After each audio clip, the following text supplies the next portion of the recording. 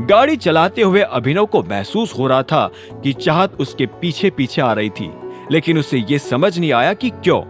कुछ देरी तक ड्राइव करने के बाद ही अभिनव ने एक जगह गाड़ी लाकर रोकी और वो नीचे उतरकर चाहत का इंतजार करने लगा।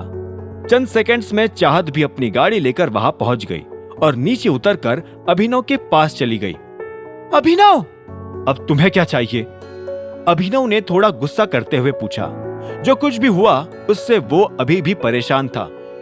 वो पीडेफिल की घड़ी क्या वो सच में तुमने खरीदी है? चाहत ने थोड़ा हिचकिचाते हुए पूछा। अभिनव ने एक पल उसकी ओर देखा और फिर गहरी सांस लेकर हवा में सिर हिलाया। हाँ, एक लॉटरी जीता हूं मैं, उसी से खरीदी है। अभिनव का बहाना सुनते ही अचानक चाहत मुस्कुरा दी। कब तक छिपाओगे अभिनव? यह सुनते ही अभिनव की आंखें बड़ी हो गई। क्या? मैंने कहा कब तक झूठ बोलते रहोगे?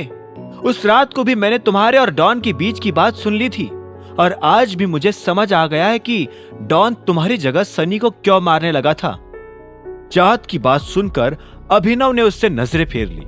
वो नहीं समझ पा रहा था कि अब वो अपने डिफेंस में क्या जवाब दे। चाहत ने भी उसके ये हाव भाव नोटिस कर लिए। तुम कोई और हो अभिनव, तुम वो नहीं हो जो दुनिया को बताते हो। कौन हो तुम? अभिनव ने एक गहरी सांस छोड़कर कॉन्फिडेंटली चाहत की ओर देखा। मैं अभिनव गढ़वाल हूं, तुम्हारी जिद्दी दोस्त का गरीब हस्बैंड। चाहत ने फिर से नाराज होते हुए कहा। फिर से वही बात? तुम आज उस डॉन जैसे आदमी से बच गए। उस दिन क्लब में भी उसके साथ इस तरह से बात कर रहे थे जैसे वो तुम्हारा पालतू हो। इसका मतलब तो यही है कि तुम या तो कोई बड़ी चीज हो या फिर तुम्हें काला जादू आता है। अभिनव ने तुरंत ही उसे जवाब दे दिया। लगता है तुम्हारे दिमाग पर किसी ने काला जादू कर दिया है चाहत। उस दिन क्लब में उन जानवरों ने तुम्हें ड्रग्स दिए थे। तुम होश में नहीं थी ढंग से, इसी वजह से वहां जो भी बात हो रही थी तुम्हें जरूर उसका उल्टा ही सुनाई दे रहा था। नहीं नहीं, चाहत ने ना करते हुए अपना सिर हिलाया। मुझे पता है मैंने क्या सुना था। अब और बहाने मत बनाओ अभिनव, प्लीज बता दो तुम कौन हो। मैं सच तुम्हारे मुंह से सुनना चाहती हूँ। अभिनव ने एक पल के लिए उसकी आंखों में देखा। वो उसे सब कुछ सच बताना चाहता था पर उसकी हिम्मत नहीं हुई। मैं कुछ नहीं हूं चाहत, एक गरीब बाप की इकलौती औलाद हूं जो बचपन में ही अनाथ हो गई।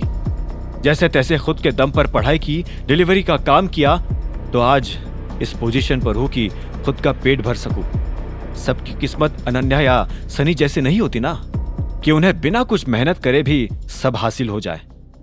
चाहत ने भी एक पल उसे देखकर फिर नजरें हटा ली और धीरे से पूछा, तो फिर अकरम जैसे आदमी के साथ तुम्हारा क्या लेना देना? अरे मैं पहले ही बोल चुका हूं, मेरे पिता अकरम के यहां ड्राइवर का काम करते थे, इसीलिए अकरम मुझे जानता है, बस। चाहत ने फिर से अभिनव की ओर नाराजगी से देखा। वो उससे और कोई सवाल नहीं करना चाहती थी, बस उसे देखते हुए यही सोच रही थी कि आखिर वो था कौन और झूठ किस वजह से बोल रहा था। कुछ देर की चुप्पी के बाद ही बात पलटने के लिए चाहत ने मुस्कुराते हुए पूछा, कल कहीं बाहर घूमने चलोगे? अभिनव ने एक पल सोचा, फिर ना में सिर हिलाते हुए बोला, अभी कुछ भी करना सही नहीं होगा। तुमने भी देखा आज किस तरह से सिंह परिवार से झगड़ चुका हूं मैं। जब तक सब कुछ सेटल नहीं हो जाता तब तक घूमना फिरना मुश्किल है। तुम अभी भी सिंह परिवार और अनन्या के बारे में इतना क्यों सोच रहे हो? वो तो तुमसे प्यार करती नहीं, तुम्हारे मन में उसके लिए कुछ है क्या? चाहत ने अपने हाथ बांधते हुए पूछा। अभिनव मुस्कुराया और बोला, जो है वो ठीक है, छोड़े इस बात को। मैं अपना दिमाग शांत करके तुम्हें कॉल करता हूं, बना दे कुछ प्लान। ठीक है, चाहत ने भी मुस्कुरा कर कहा और फिर वो अपनी गाड़ी में बैठकर वहां से चली गई। अभिनव भी उसे जाते देख अपनी गाड़ी में बैठ गया और अकरम के रेस्टोरेंट की ओर निकल गया। दूसरी ओर एक बिल्डिंग के टॉप फ्लोर पर रिक्लाइनर पर बैठा आदमी अपनी सिगार फूंक रहा था। इसी वक्त उसके ऑफिस का गेट किसी ने खटखटाया। कम इन। दिक्पाल सर, वो एक बिजनेसमैन आपसे बात करना चाहता है, उसे किसी मदद की जरूरत है। दिक्पाल के आदमी ने कहा। दिक्पाल ने उसकी ओर बिना देखे ही पूछा, कौन businessman? Deven Kumar, DK corporation. Deven का नाम सुनते ही दिक्पाल ने थोड़ा पलटकर अपने आदमी की ओर देखा।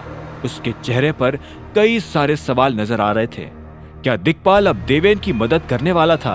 क्या देवेन उससे मदद के बदले टाइगर की इंफॉर्मेशन देने वाला था?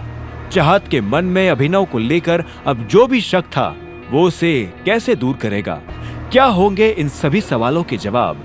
जानने के लिए सुनते रहिए आगे की कहानी जानने के लिए देखें अगला एपिसोड सिर्फ पॉकेट एफएम के यूट्यूब चैनल पर, और द रिटर्न ऑफ टाइगर के सारे एपिसोड्स को सुनने के लिए डिस्क्रिप्शन में दी लिंक से डाउनलोड करें पॉकेट एफएम ऐप।